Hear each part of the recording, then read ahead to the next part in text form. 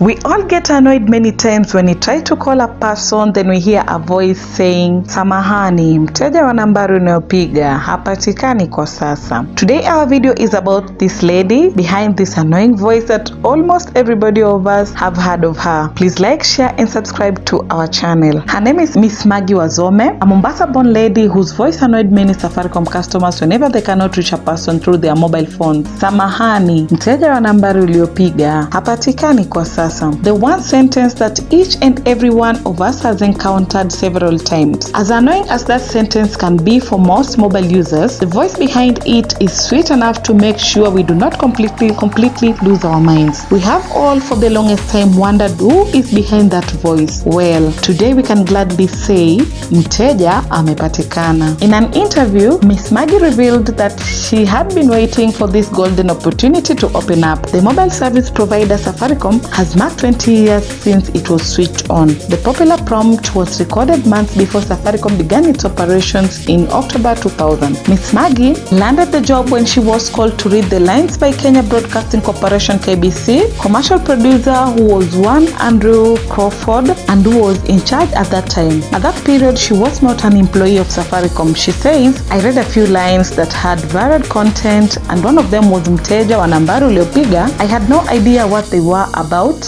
she said. She continued to say that at that time she was young and all she thought was about money. Little did she know it was going to turn out really a nice way. As they say, you never know. So she read the lines and just like in many interviews they told her, okay, there is a client who is looking for a particular voice, so we will call you back and let you know. There were about 17 competitors and Maggie beat 16 others on her way to becoming a familiar voice. She narrated that the next call she got, they were like, okay, Maggie, you are the chosen one at the end of the day. And up to that time, by the way, she had no idea that it was Safaricom. She later learned that it was Safaricom that had paid for her voice when one of her friends told her that there was a familiar voice on the other end of the line. Her voice is also featured in some other Safaricom automated responses. If you dial a number and you probably leave out a digit, she is the one behind the Kiswahili prompt that lets you know what to do. She met Mr. Crawford when she was working part-time at KBC, where she was hosting a Sunday afternoon show hosted by the legendary himself, Fred Obachi Machoka, who really liked her voice and therefore recommended her to Mr. Crawford. She also worked as a popular radio TV presenter at Citizen when it was newly established. She then quitted Radio Citizen and worked as a personal assistant at a farm that was subsidiary of Bukatet. It was at that farm that she got to record the Mteja statement with Crawford's agency. Trained as a personal assistant, Ms. Wazome developed interest in presenting following words said to her by one-time presenter Tido Mohando, who inspired her into taking a communication course, whereby she then enrolled at Kenya Institute of Mass Communication. 4 months after she had received news that her voice had been accepted, Ms. Wazome saw a newspaper advertisement in which Safaricom was looking for customer care representatives among other staff. She applied for it and during an interview, the panel was shocked when she said she was the one behind the Mteja voice. She says, they made me repeat it and they were like, oh my goodness, that voice. Maybe that helped me get the job, she said. After training, she was then posted and that's how she started working with Safaricom. I know the video has been interesting indeed. Please appreciate our hard work by watching our other videos. Please like, share and subscribe to our channel. Bye.